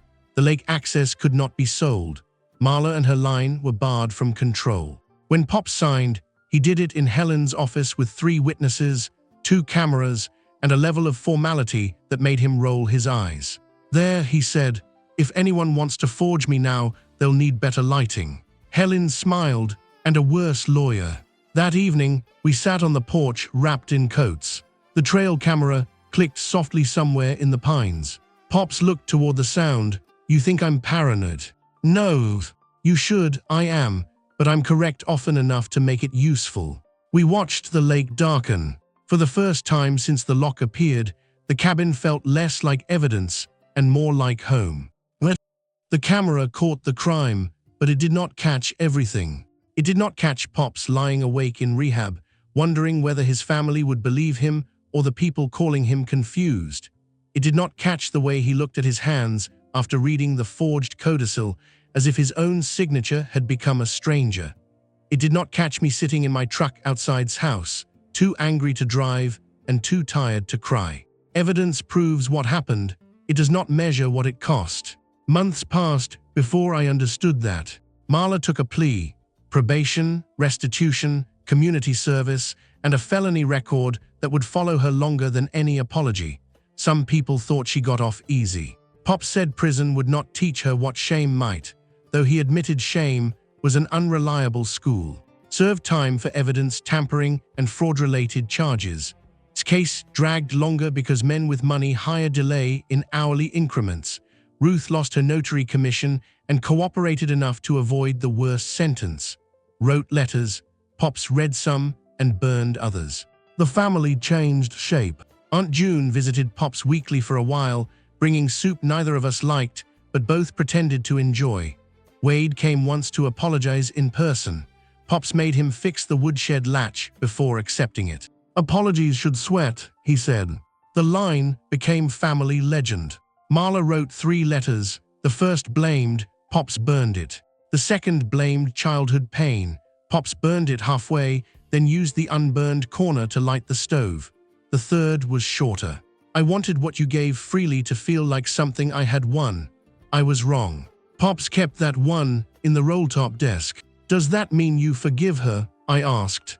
It means she found one true sentence. Is that enough? No. He said it without anger. That was what unsettled me most about the aftermath.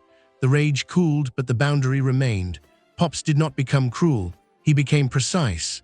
He sent Marla a copy of the final trust documents, not to punish her, but to end any future fantasy.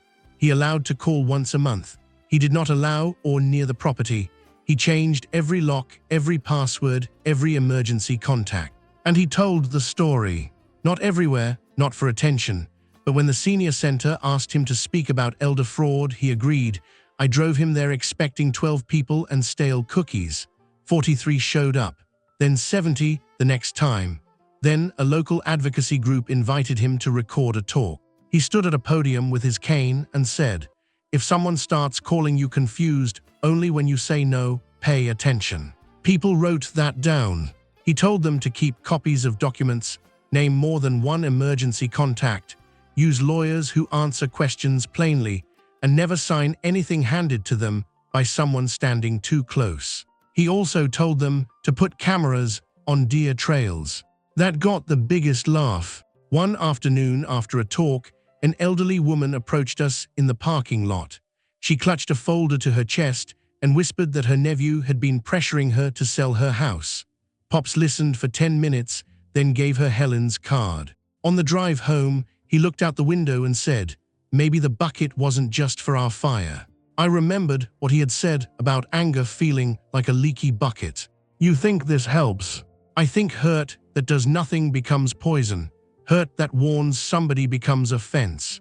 At the cabin, spring returned. I repaired the porch Pops had asked me to fix before the fall. He supervised from a chair, criticizing my measurements and claiming the screws were crooked even when they were not. We replanted 2 apple trees had damaged.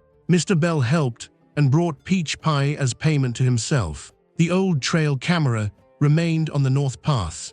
We replaced the backup battery and added a second camera, not because Pops expected Marla to return, but because he said trust and vigilance were not opposites. On the first warm Sunday, we opened every window. The cabin smelled like cedar again, coffee brewed on the stove, the fishing map hung where it belonged. Grandma's quilt lay across the bed, faded squares catching sunlight. Pop stood in the doorway, breathing it in. "What?" I asked. He shook his head, just listening. "To what?" "The place, remembering it's safe." I did not tell him places cannot remember, because that cabin had remembered more truth than most people. Marla came to the gate in June. I saw her on the driveway camera before she saw me. She stood outside the chain, thinner than before, hair pulled back, no makeup, hands empty. No lawyer. Just Marla looking at the sign Pops had installed after the case. "Private property, family BY invitation only." I called Pops. He was in the workshop sharpening a plain blade. When I told him, he did not look up. "Is she selling anything?" "No." "Crying?" "No." That made him pause. We walked down together. Pops used his cane, slower now but steady. Marla straightened when she saw him. For a moment, I saw the girl she had been at 15, angry at the world and desperate not to look desperate. Then the adult returned, carrying what she had done. "Pops," she said. He stopped on our side of the gate. "Marla, I won't come in." "That is correct." She as if she deserved that. "I brought nothing," she said. "No papers, no excuse." Pops waited. "I'm leaving town," she continued. "Mom told me I should say goodbye." "Is that why you came?" Marla looked at the ground. "No, I came because I keep thinking about the quilts." Pop's face changed slightly. "I took it because I knew it would hurt you," she said. Her voice shook, but she did not perform. "Not because I wanted it, because I wanted proof that I could still touch something you loved." The pines moved behind her. Pop said nothing. Marla wiped her face with her sleeve, annoyed at the tears rather than using them. "I hated Nate because he knew how to belong here. I thought if I owned the place, I'd finally feel like I belonged too." I almost spoke. Pops raised one hand slightly. Marla continued, "But I never wanted the cabin. I wanted to win against a feeling." "That feeling have a name?" Pops asked. She swallowed, "Being unwanted." Pops leaned on the gate. "I am sorry you felt unwanted," he said. "I am not sorry I stopped you. I know. You harmed people because you mistook pain for permission." "See, I don't know if I can fix that," she whispered. "You can't fix what you broke here," Pops said. "You can build differently somewhere else." Marla cried then silently. No tissue, no audience to convince, just tears falling straight down. She looked at me. "I'm sorry I called you dangerous." I said, "I'm sorry you made people believe it." It was not forgiveness, but it was a sentence without a knife in it. That was all I had. She reached into her coat and pulled out a small envelope. I stiffened. Pops did too. Marla noticed and flinched. It's not documents, it's Grandma's thimble. I found it in a box from the storage unit after the inventory. I should have returned it sooner. She slid it under the gate. I picked it up, opened the envelope, and saw the little silver thimble Grandma had used for quilting. Pops took it in his palm like something alive. His eyes filled. Marla whispered, "I'm sorry." Pops closed his fingers around the thimble. "I believe that you are," he said. Her face lifted with painful hope. Then he added, "And I still do not invite you in." The hope, but she... I understand. For once, I think she did. She walked back to her car without looking over her shoulder. We watched until the dust settled behind her. On the way back to the cabin, Pops moved slower. "You okay?" I asked. "No. Do you regret not letting her in?" He thought about it. "No," he said. "A gate can be mercy if it keeps people from doing more harm." That evening, he placed Grandma's thimble on the mantel beside her photograph. The cabin felt more complete with it there. Not healed, complete enough to breathe. A week later, Marla left Blue Pine. Sent a postcard with no return address from somewhere in Oregon, saying Marla had taken a job at a diner and was attending counseling. Pops read it, placed it in the desk, and said nothing. Some endings are quiet because they are not endings at all. They are boundaries learning to stand without shouting. Summer deepened. We replaced the porch boards. We painted the shutters green again. We took the boat out once, though Pops mostly complained about the sun and accused the fish of professional cowardice. On the shore, the trail camera watched deer cross at dusk. This time, it caught nothing but ordinary life. And after everything, ordinary felt like a miracle. By August, Pops could walk from the cabin to the dock without his cane if he pretended nobody noticed. I noticed, he knew I noticed, we both pretended badly. The cabin looked better than it had in years. Not new. Pops hated new. New meant no stories, no dents, no proof that people had lived honestly with an object long enough to wear it smooth. The porch boards were replaced, the roof patched, the stove cleaned, the fishing map rehung, the quilt restored to the bed. The trust documents sat in Helen's office.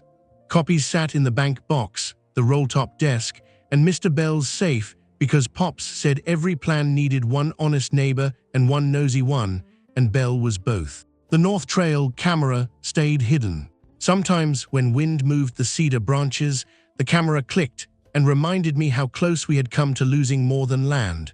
Without that little machine, Marla's tears might have become the family record. Pop's sharp mind might have been written over by convenience. My years of care might have been twisted into motive. That was the part I carried longest. Not that they stole. That people were ready to believe a cleaner story because the truth required them to feel guilty. One Sunday, Pops asked me to bring the old tackle box to the porch. Inside were lures, hooks, line, rusted pliers, and a stack of index cards bound with a rubber band. He handed me the cards. "What's this?" "Things I want remembered." I read the first one. "A house is not inheritance if it costs your character to keep it." The second, "When people say you're confused only after you refuse them, find a witness." The third, "Forgiveness without boundaries is just an unlocked door." I looked at him. "You've been busy." "I've been old, similar but with better notes." We sat watching the lake turn gold under the evening sun. Mr. Bell's dog barked somewhere. A heron lifted from the reeds like a gray secret. "Do you miss who she was?" I asked. Pops did not pretend not to know who I meant. "I miss who I hoped she was." That answer hurt because it was precise. "Do you hate her?" "No." "Why?" "Hate is rent. I'm not giving her free housing in my head." I laughed softly. He smiled, then grew serious. "But I remember. People confuse not hating with forgetting. Forgetting is how locks get changed while you're being polite." The sun slipped lower. He handed me another card. This one had my name on it. "Nate, if I go before you, do not turn this place into a shrine. Fix what breaks. Let people laugh here. Keep the trail clear. Trust slowly. Love anyway." My throat tightened. "You planning something?" Yes, he said, dinner. I shook my head, but he kept looking at the lake. I'm not dying tonight, he said. Probably, but after what happened, I want words placed before people start fighting over them. No one's fighting over anything. He gave me a look. Fine, I said, no one's smart. We ate canned soup and grilled cheese, because Pops claimed grief and legal fees had not improved my cooking. After dinner, we sat on the porch until the first stars appeared. The cabin made its familiar night sounds, wood cooling, pipes ticking, leaves brushing the roof, safe sounds. Pops leaned back in his chair. You know why I called it my last honest place? Because Grandma died and you got dramatic. He snorted, because out here work shows, lies don't last long against weather, a bad roof leaks, a rotten post gives way, a trail grows over if nobody walks it, people can fool a room but land keeps score. I thought of the camera, the ledger, the hidden recorder, the drawer under the fish cleaning table. Land and Pops had kept score together. What score are we at now? I asked. He closed his eyes, smiling faintly. Still here, he said. That's the only score that matters. Months later, when people asked me what the story was really about, I could have said forged deeds, greedy relatives, a corrupt notary, a shell company, a cabin almost stolen for a resort road. All of that was true, but not the deepest truth. The deepest truth was this: when someone old says no, listen. When someone vulnerable is suddenly called confused by the people who profit from their silence, look harder. And when a family member cries so loudly that nobody can hear the person being erased, check the cameras, the papers, the quiet witnesses in the trees. Because Pops almost lost his cabin. I almost lost my name. And Marla almost turned a lie into law. But she forgot something. The land had been loved by a man who believed in backups. And in the pines above the North Trail, where deer passed at dusk and wind moved through cedar branches, one small hidden camera remembered the truth long enough for the rest of us to find it.